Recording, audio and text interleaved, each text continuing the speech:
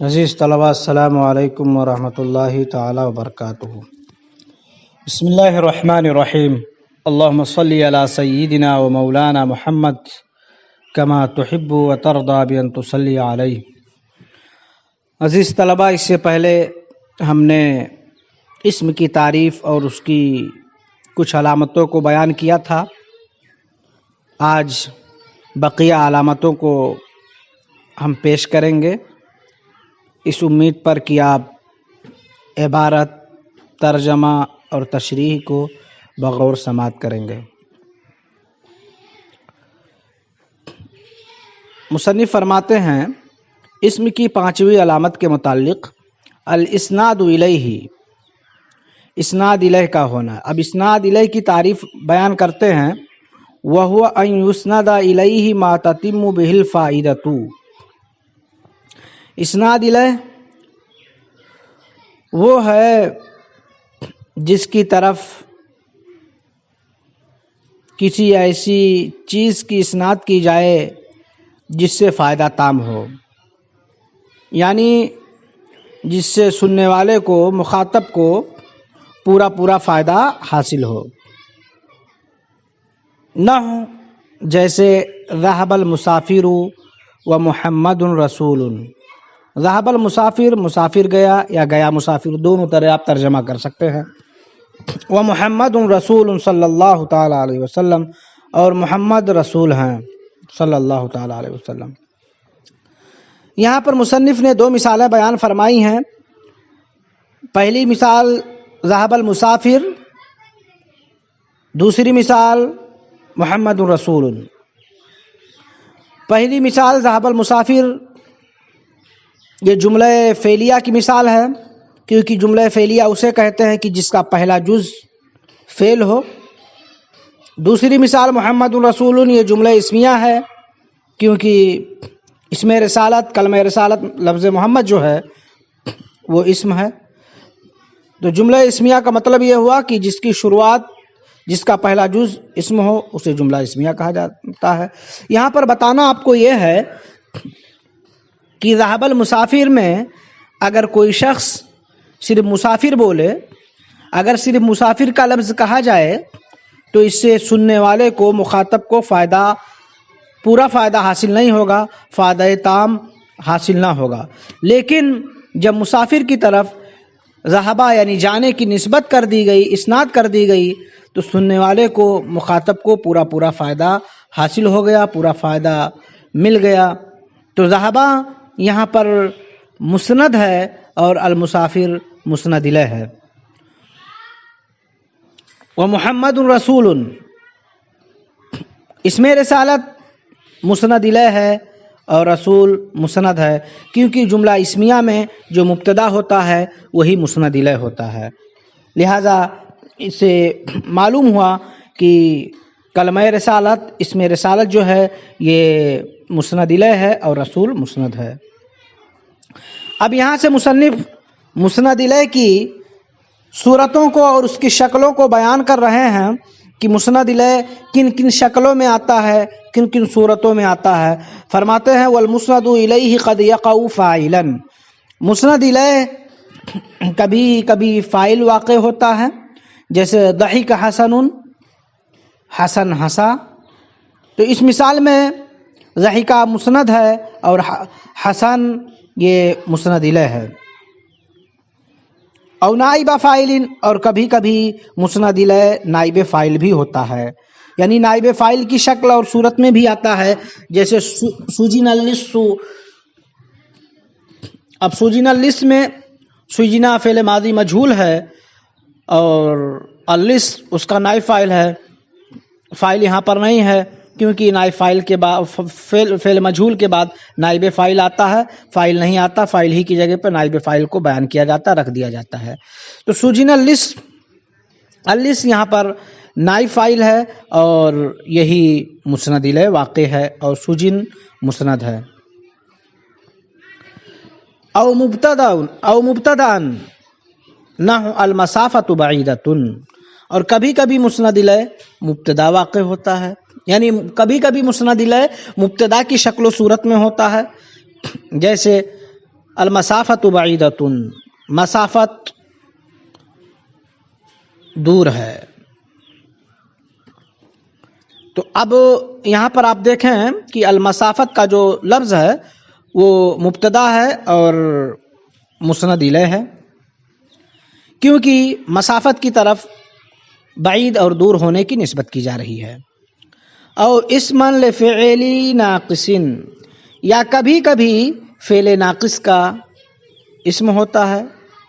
یعنی افعال ناقصہ جو ہیں کانا سارا ظل باتا، جو اپنے اسم کو مرفوع اور اپنی خبر کو منصوب کرتے ہیں، تو افعال ناقصہ کا جو اسم ہوتا ہے یہ بھی مسند الیہ واقع ہوتا ہے. نحو جیسے صار الفقیر غنیا، فقیر مالدار ہو گیا. تو اس مثال میں آپ دیکھیں کہ الفقیر جو ہے یہ افعال ناقصہ جو سارا ہے اس کا اسم واقع ہے، اور الفقیر کی طرف غنی ہونے کی نسبت کی گئی ہے. لہذا اس سے ثابت ہوا کہ یہ الفقیر کا جو لفظ ہے وہ مسند الیہ ہے.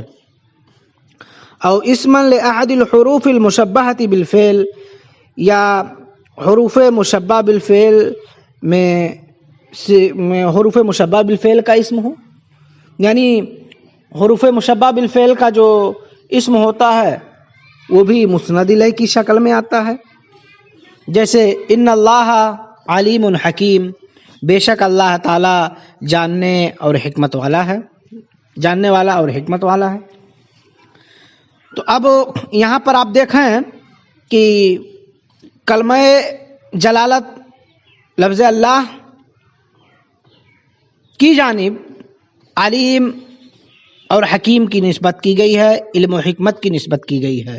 تو اب کلمہ جلالت یہاں پر جو ہے وہ انا حرف مشبہ بالفعل کا اسم ہے، اس لیے یہاں پر اسے مسند الیہ کی شکلوں میں سے ایک شکل کو تصور کیا جائے گا، مانا جائے گا، کیونکہ مسند الیہ حروف مشبہ بالفعل کا جو اسم ہوتا ہے وہ مسند الیہ کی شکل میں بھی کبھی کبھی آتا ہے. تو آپ کو بتانا یہاں پر یہ ہے کہ انا حرف مشبہ بالفعل ہے اور کلمہ جلالت اس کا اسم ہے، اور کلمہ جلالت کی طرف علیم اور حکیم کی اسناد اور نسبت کی گئی ہے. لہذا اسے ثابت ہو گیا کہ کلمہ جلالت جو ہے یہ مسند الیہ ہے. اور اسما لا نافیت للجنس، یا لا نفی جنس کا اسم جو ہوتا ہے وہ کبھی کبھی مسند کی شکل، مسند الیہ کی شکل میں ہوتا ہے، مسند الیہ واقع ہوتا ہے، مسند الیہ کی صورت میں ہوتا ہے. جیسے لا طالب غائب ھذا اليوم، آج کوئی طالب علم غائب نہیں ہے. تو یہاں پر آپ دیکھیں کہ لا طالبہ میں لا نفی جنس ہے، طالبہ اس کا اسم ہے، اور طالب کی طرف غائب نہ ہونے کی نسبت کی جا رہی ہے. لہذا یہ معلوم ہوا کہ طالب کا جو لفظ ہے وہ مسند الیہ ہے. اور اسما للاحرف التي تعمل عمل لیس، یا ان حروف کا اسم جو لیسا کا عمل کرتے ہیں، یعنی عمل میں لیسا کی طرح ہوتے ہیں. یعنی جس طرح سے لیسا اپنے اسم کو رفع دیتا ہے اور خبر کو نصب کرتا ہے، اسی طرح سے یہ حروف بھی اپنے اسم کو رفع دیتے ہیں اور خبر کو نصب دیتے ہیں. یعنی ان حروف کا اسم جو عمل میں لیسا کی طرح ہوتے ہیں، ان کا اسم بھی جو ہوتا ہے وہ مسند الیہ کی شکل میں اور صورت میں واقع ہوتا ہے، آتا ہے. جیسے ما زہیر کسولا، زہیر کاہل نہیں ہے، سست نہیں ہے. تو اس مثال میں آپ دیکھیں کہ زہیر جو ہے یہ ماں کا اسم واقع ہے، اور زہیر کی طرف کاہل اور سست نہ ہونے کی اسناد اور نسبت کی گئی ہے. اس سے معلوم ہوا کہ زہیر مسند الیہ ہے. وَتَعَزَّ فَلَا شَيْءٌ عَلَى الْأَرْضِ بَاقِيَةٌ، اس کا ترجمہ یہ ہے کہ تو صبر و ضبط سے کام لے، اس لیے کہ کوئی چیز روئے زمین پر، سطح زمین پر باقی رہنے والی نہیں ہے۔ تو اس مثال میں آپ دیکھیں کہ لا شیء لا نفی، لا شیئون میں لا جو ہے یہ عمل میں لیسا کی طرح ہے، اور شیء کی طرف باقی نہ رہنے کی اسناد اور نسبت کی گئی ہے۔ اس سے ثابت ہوا کہ شیء کا جو کلمہ ہے یہ مسند الیہ ہے۔ اب یہاں سے مصنف مسند کے متعلق بیان فرماتے ہیں کہ مسند جس طرح سے مسند الیہ کئی شکلوں میں، مختلف اور متعدد شکلوں میں آتا ہے، ان کی کئی صورتیں ہوتی ہیں، کبھی مبتدا کی شکل میں ہوتا ہے، کبھی افعال ناقصہ کے اسم کی شکل میں، اسی طرح سے مسند بھی کئی شکلوں اور کئی صورتوں میں استعمال ہوتا ہے، آتا ہے، واقع ہوتا ہے۔ مسند وہ جس کی اسناد کی جائے، فرماتے ہیں قد یقع فعلا، مسند کبھی کبھی فعل واقع ہوتا ہے، او اسم فعل، یا اسم فعل واقع ہوتا ہے، او خبرا لمبتدأ، یا مبتدا کی خبر واقع ہوتا ہے، او خبرا حرف مشبہ بالفعل، یا حرف مشبہ بالفعل کی خبر واقع ہوتا ہے، او خبرا للنافیۃ للجنس، یا لائے نفی جنس کی خبر واقع ہوتا ہے، او خبرا للاحرف التي تعمل عمل لیس، یا ان حروف کی خبر واقع ہوتا ہے جو لیسا کی طرح عمل کرتے ہیں۔ چھٹی علامت کو مصنف بیان اسم کی چھٹی علامت کو مصنف بیان فرماتے ہوئے فرماتے ہیں قبول تاء التانیث المتحرکۃ اصالۃً، اصلی طور پر تاء تانیث متحرکہ کا قبول کرنا، جیسے ساکینۃ، عاملۃ، راشدۃ۔ جب آپ کسی کلمے میں تاء تانیث متحرکہ اصلیہ کو دیکھ لیں تو آپ سمجھ جائیں کہ یہ اسم کی علامت ہے، فعل کی علامت نہیں ہے، اس لیے کہ جو فعل میں تاء تانیث متحرکہ ہوتی ہے وہ اصلیہ نہیں ہوتی ہے، اصلی نہیں ہوتی ہے، بلکہ عارضی ہوتی ہے۔ کونھا مصغرۃً، تصغیر کا ہونا، جیسے عبید، رجیل، قریش۔ عبید یہ عبدن کی تصغیر ہے، رجیل یہ رجل کی تصغیر ہے، قریش یہ قرشن کی تصغیر ہے۔ تو اگر کوئی ایسا کلمہ آپ کو ملے جو فعیل کے وزن پر ہو، جس کی تصغیر لائی گئی ہو، تو آپ جان لیں، سمجھ لیں کہ یہ اسم کی علامت میں داخل ہے۔ لحوق یا نسبت بہا، یا نسبتی کا لاحق ہونا، جیسے مکی، مدنی، حنفی، قادری، یعنی وہ اشیاء، وہ چیزیں جو کسی مکان کی طرف منسوب کی جاتی ہیں انہیں یا نسبتی کہا جاتا ہے، جیسے مکی، مکہ کا رہنے والا شخص، مدنی، مدینہ کا رہنے والا شخص، حنفی، مذہب حنفیت کا پیروکار، قادری، سرکار غوث پاک کی طرف یہ منسوب ہوتا ہے۔ اسی طرح سے آپ دیگر مثالوں کو سمجھ سکتے ہیں، جیسے اردو زبان میں آپ بولتے ہیں ناگپوری، یعنی ناگپور کا رہنے والا شخص یا ناگپور کی کوئی بنی ہوئی چیز۔ لکھنوی، لکھنؤ کی کوئی بنی ہوئی چیز یا لکھنؤ کا رہنے والا شخص۔ کونھا منعوتا، موصوف کا ہونا، جیسے محب صادق، سچا اور پکا عاشق۔ عبد مومن، مومن غلام اور بندہ. تو اب محب موصوف ہے اور صادق صفت ہے، عبد موصوف ہے، مومن اس کی صفت ہے. تو اب موصوف کا ہونا بھی یہ علامت اسم میں داخل ہے. آخری 10ویں علامت کو بیان کرتے ہیں، فرماتے ہیں کونہا صاحب الحالی، اس کا حال والا ہونا یعنی ذوالحال ہونا. جیسے عاد القائد من الحرب ظافرا، قائد سپہ سالار جنگ سے فتح یاب لوٹا، کامیاب ہو کر لوٹا. تو اب اس مثال میں القائد یہ ذوالحال ہے اور ظافرن اسی سے حال ہے. تو قائدن یہاں پر جو ذوالحال ہے یہ بھی علامت اسم میں داخل ہے، کیونکہ ذوالحال کا ہونا یہ اسم کی علامتوں میں سے ایک علامت ہے. یوں ہی وخلق الانسان ضعیفا، انسان کمزور اور ضعیف پیدا کیا گیا.